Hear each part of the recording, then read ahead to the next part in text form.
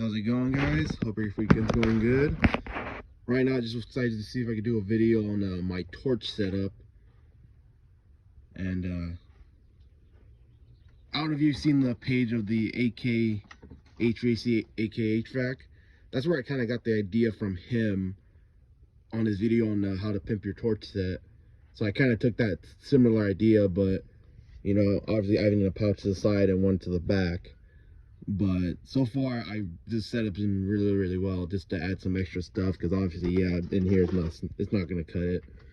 So I'm just gonna give you a little tour of how I have it set up and what tools I use. So I just hang up my striker and a crescent wrench on this little ring right here. It's probably the most I always use. And carry a flathead just as a beater.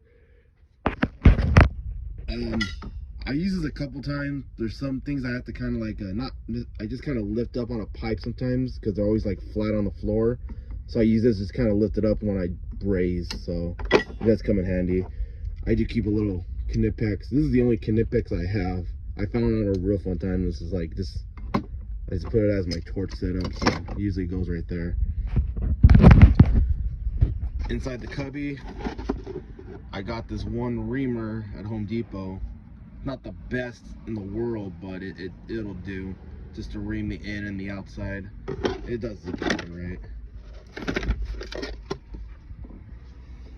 Little scraper for inside the pipe, just for the most common sizes, because there's some cases where I do some installs and just having this would be a little more efficient. Some flux, stay clean. Some of these clean the pipe a little more cleaner. I do keep a little roll of sandpaper.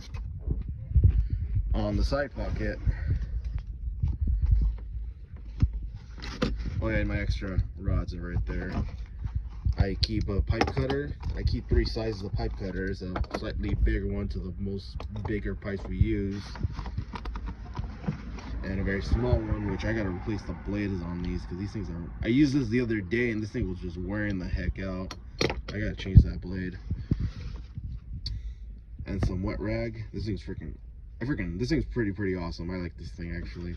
I was replacing a master head and this thing came in clutch because I didn't bring any rags, so put these back. So that's that side pocket right there. And same thing how he does it, just put these to zip some screws and pretty securely. Alright, so we got the back here. Carry an inspection mirror with a little light on it.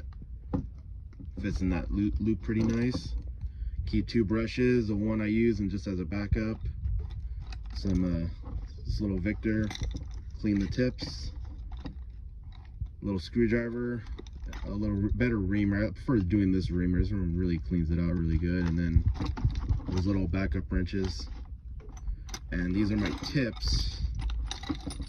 I just got these tips. These were brand new. I was replacing these old ones that I had that weren't making my torch run right.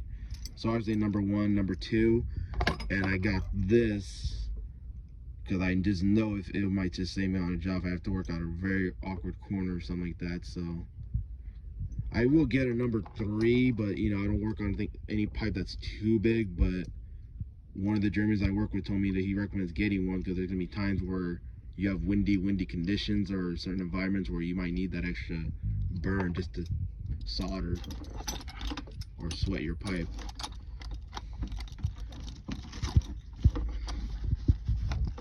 Same thing how I secured it, but this one was basically clipped and it's pretty secure. It hasn't came off.